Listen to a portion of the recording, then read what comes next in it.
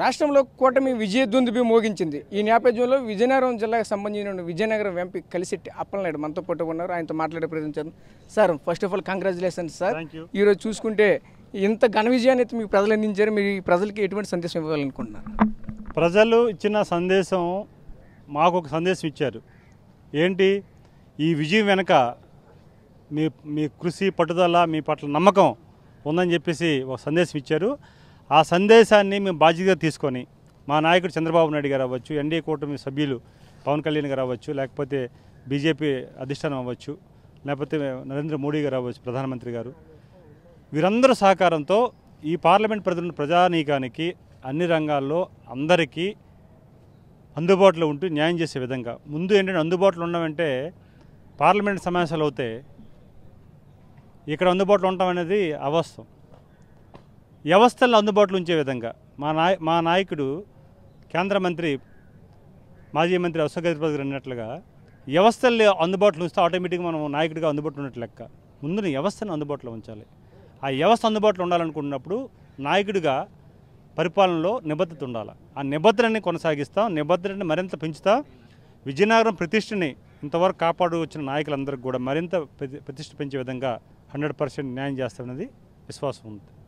అయితే ఈరోజు చూసుకుంటే ప్రధానంగా ఎన్నికల ప్రచారం నిమిత్తం అప్పుడు వచ్చేటప్పుడైతే చంద్రబాబు నాయుడు ఒకటే పిలుపునిచ్చారు, సామాన్య కార్యకర్తనైతే మాత్రం ఈరోజు ఇక్కడ మీకు ఎంపీగా నేనైతే ఆశీర్వదిస్తున్నాను, మీ అందరూ ఆశీర్వదించండి అని ఆ రోజు చెప్పినటువంటి పరిస్థితి కనిపించింది. ఈరోజు దాని పట్ల మీరు ఏ విధంగా భావన వ్యక్తం చేస్తున్నారు? ఆయన ఒక సామాన్య కార్యకర్తకి ఇచ్చారు అన్నారు. అదే సమయంలో అసాధారణ వ్యక్తిగా తయారు చేస్తామని చెప్పి ఇంకో మాట కూడా అన్నారు. ఢిల్లీకి పంపించేసి అసాధారణ వ్యక్తిగా తయారు చేస్తామని చెప్పి అన్నారు. ఆ నమ్మకాన్ని, ఆ విశ్వాసాన్ని 100% స్వీకరిస్తాను నేను. ఏదైతే మా నాయకుడు చంద్రబాబు నాయుడు గారు అది ఏదైతే పిలిపించారో, వాళ్ళ అభిప్రాయాలు ఏదైతే ఉన్నాయో, ప్రజలు కూడా అదే అభిప్రాయాన్ని స్వీకరించి ఈరోజు భారీ మెజార్టీని దాదాపు 2,50,000 పైన మెజార్టీ వస్తుంది. ఇప్పటికి 1,65,000 దాటింది. 100% ఆ మెజార్టీని ఏదైతే ఇచ్చారో ఆ మెజార్టీ, ప్రతి మెజార్టీ కూడా ఒక బాధ్యతగా మేము తీసుకొని మేము 100% కొనసాగిస్తాం. ఏదైతే వారు ఇచ్చిన అవకాశాన్ని సద్వినియోగం చేసుకొని 100% న్యాయం చేస్తాం. అంటే ఈరోజు చూసుకుంటే 2019లో వైఎస్ఆర్సీపీకి అయితే మాత్రం భారీ విజయాన్ని అయితే ప్రజలు ఆ రోజు అందించారు. అదేవిధంగా ఈరోజు చూసుకునే సరే మరోవైపు ఈ జనం కూడా ఒక ప్రభంజనం వల్ల ఈరోజు మాత్రం టీడీపీ కూటమికి అయితే మాత్రం ఈరోజు మళ్ళీ విజయాన్ని అయితే దక్కించడం జరిగింది. దీన్ని మీరు ఏ విధంగా చూస్తున్నారు? ఇది ఊహించిందే. ఎన్డీఏ కూటమి కలయికే ప్రభంజనం అవుతుంది. ఎందుకంటే ఈరోజు ప్రజలు ఎలక్షన్ ఎప్పుడు వస్తుందో మమ్మల్ని అడిగేవారు. గ్రామాలకు వెళ్తుంటాయి, ఎప్పుడవుతా బాబు మనకి ఎలక్షన్లని. గ్రామీణ ప్రాంతంలో రైతు పనులు చేసుకుని, కూలి పనులు చేసుకుని వారు కూడా అడిగేవారు మాకు, బాబు ఎలక్షన్ ఎప్పుడు వస్తుందని. అదే ఇండికేషన్. ఈరోజు మొత్తం దేశంలో విదేశాల్లో ఉన్న ఓటర్స్ అందరూ కూడా వచ్చి ఓటు చేశారంటే ఈరోజు ఇండికేషన్ ఏంటి? మహిళలు పర్సంటేజ్ ఎంత అయిందండి? ఒకప్పుడు ఎలక్షన్ పర్సంటేజ్, ఇప్పుడు ఎంత అయింది? ఈ పర్సంటేజ్లు కానీ మహిళలు క్యూలో ఉండి మండి ఎండలో కూడా వచ్చి కొంతమంది వేసి వాళ్ళు ఆదరించారంటే ఇది ఇండికేషన్. ఈ ప్రజాప్రభుత్వాన్ని ఏర్పాటు చేయబోతున్నాం, మీరు పరిపాలన 5 సంవత్సరాలు బ్రహ్మాండంగా చేయడానికి ఒక వాళ్ళు ఆశీర్వదించారు ఆ రోజే.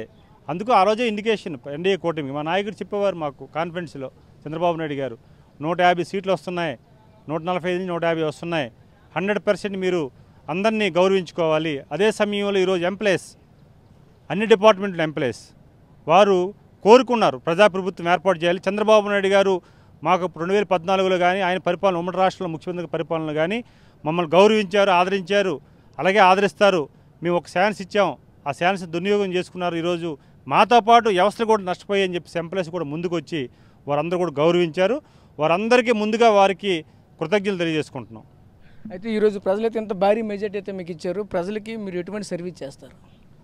సర్వీస్ చెప్పే కదా, 100% ప్రజలు ఏదైతే ఆశించారో ఆ అనుగుణంగా పనిచేస్తాం. గతంలో 2014లో ఉన్న ప్రజాప్రతినిధులు, వాళ్ళు 19లో ఉన్న ప్రజాప్రతినిధులు ఏ విధంగా పరిపాలన చేస్తారో ఆ విధంగా కాకుండా ఇంక వేరేగా చేస్తే కదా మనల్ని నెక్స్ట్ 2024 ఆదరిస్తారు. ఇప్పుడు ఎవరికైనా ఒకటే లెక్క, ఎవరికైనా వేరే లెక్క ఉంటుంది, కానీ ప్రజలకు, ఓటర్లకి ప్రజలకు ఉండే లెక్క ఒకటే. ప్రజలు దగ్గర పనిచేస్తామంటే వారు ఆమోదిస్తారు నాయకుడిగా, లేదు ఏమైనా తేడా వస్తే పక్కన పెడతారు. మన 2019లో కూడా చంద్రబాబు నాయుడు పనిచేయక పక్కన పెట్టలేదండి. ఒక అవకాశం, రాజశేఖర రెడ్డి గారి బిడ్డగా ఏదో పాపం ఈయన ఎండలో తిరుగుతున్నాడు, రోడ్ల మీద తిరుగుతున్నాడు, ఎందుకు ఒక అవకాశం ఇద్దాం చూద్దామని అవకాశం వాళ్ళు ఇచ్చారు, సద్వినియోగం చేసుకున్నాడు, విధ్వంసానికి గురయ్యాడు, చేశాడు రాష్ట్రాన్ని. అదే మొత్తం అంతా కూడా ప్రజలు కూడా ప్రజా తీర్పునిచ్చి ఈరోజు గౌరవించారు. మేము కూడా అదే ఆ 100% పరిపాలన మాకు గతంలో అనుభవం ఉంది. ఎన్టీ రామారావు గారు పార్టీ పెట్టి నుంచి కూడా ప్రజల కోసం బతికే పార్టీ. ఈరోజు ఎన్డీఏ కూటమి కూడా ఈరోజు పవన్ కళ్యాణ్ గారు తోడయ్యారు. వారు కూడా ప్రజల కోసం ఆలోచించిన వ్యక్తి. అలాంటి వ్యక్తులు ఈరోజు కలయిక అద్భుతమైన ఫలితాలు వస్తాయి. 100% చేస్తాం. Thank you. ఈరోజు ఈ ప్రధానంగా చూసుకుంటే ఈరోజు వైసీపీకి ఇంత వ్యతిరేకత రావడం గల కారణం ఏంటి రాష్ట్రంలో? అదే ప్రజలు 151 సీటు ఇచ్చినప్పుడు 151 సీటుని భారీ మెజార్టీ ఇచ్చినప్పుడు హుందాగా పరిపాలన చేయాలా? ఇంకా తెలుగుదేశం ప్రతిపక్షం చంద్రబాబు నాయుడు ప్రతిపక్ష హోదాను కోల్పోవాలి, ఆ ప్రతిపక్ష నాయకుడిగా తీసేయాలి, ఆయన కూడా సెక్యూరిటీని తొలగించాలి, ప్రతిపక్ష హోదాను కూడా కోల్పించాలని నువ్వు మళ్ళీ ఎమ్మెల్యేలని టీడీపీ ఎమ్మెల్యేలు తీసుకొని నువ్వు తీసుకున్నావంటే ప్రజలు అప్పుడు గ్రహించారు. ఎస్ నీకు ఇచ్చింది మేము ఎక్కువ ఇచ్చాం, కానీ నువ్వు ఒక రకంగా దురాస్తా ఉన్నావు, 100% కరెక్ట్ కాదు, మళ్ళీ చంద్రబాబు నాయుడు గారి నాయకత్వం అవసరం అని చెప్పేసి ప్రజలు ఈరోజు గౌరవించారు. అందుకే ఈరోజు 100% గౌరవాన్ని కూడా మేము ఛాలెంజ్గా తీసుకుంటున్నాం. భవిష్యత్తులో మంచి పరిపాలన అందిస్తాం. Thank you sir. ఇది పరిస్థితి. ప్రధానంగా చూసుకుంటే రాష్ట్రంలో ఖచ్చితంగా చంద్రబాబు నాయుడు పరిపాలన కావాలని అయితే మాత్రం ప్రజలు కోరుకున్నారు. ఈరోజు ఆ విధంగానే ఇచ్చారు అని చెప్తున్న పరిస్థితి కనిపిస్తుంది. అంతేకాకుండా ఈరోజు 151 సీటు ఆనాడు 2019లో మాత్రం వైసీపీకి అయితే వచ్చాయి. కానీ ఈరోజు ఈ ప్రభుత్వాన్ని చూసుకుంటే సుమారుగా 120 సీట్లు దాటే అవకాశం అయితే కనిపిస్తున్న పరిస్థితుల్లో ఖచ్చితంగా అయితే ప్రభుత్వాన్ని మార్చాలి. ప్రభుత్వం మీద వ్యతిరేకతతోనే ఈరోజు చూసుకుంటే వైసీపీని కాదని ఈరోజు టీడీపీకి అయితే మాత్రం పట్టం కట్టే పరిస్థితి చెప్తున్న పరిస్థితి కనిపిస్తుంది. కెమెరా పర్సన్ నాయుడుతో రాజేష్, RTV విజయనగరం నుంచి. మరిన్ని వీడియోస్ కోసం ఛానల్ ని సబ్స్క్రైబ్ చేయండి. లేటెస్ట్ అప్డేట్స్ కోసం వాట్సాప్ ఛానల్ ని ఫాలో చేయండి. అండ్ లింక్ డిస్క్రిప్షన్ లో ఉంది.